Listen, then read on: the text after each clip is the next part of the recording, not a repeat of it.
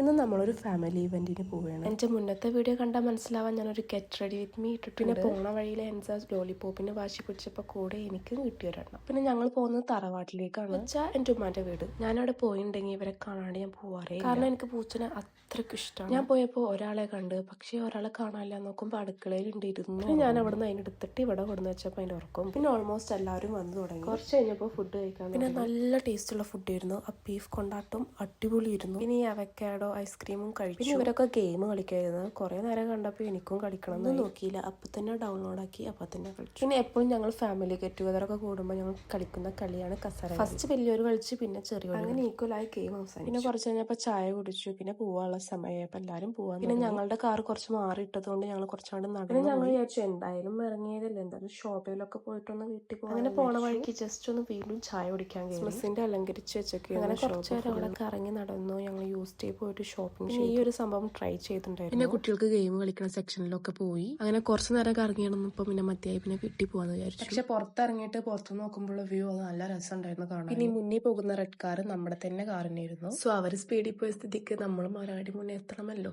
അങ്ങനെ അവരെയും വെട്ടിച്ചു. പിന്നെ ഇത്രയും കണ്ട സ്ഥിതിക്ക് ലൈക്കും കമന്റും സബ്സ്ക്രൈബും ചെയ്തൂടെ. Bye by.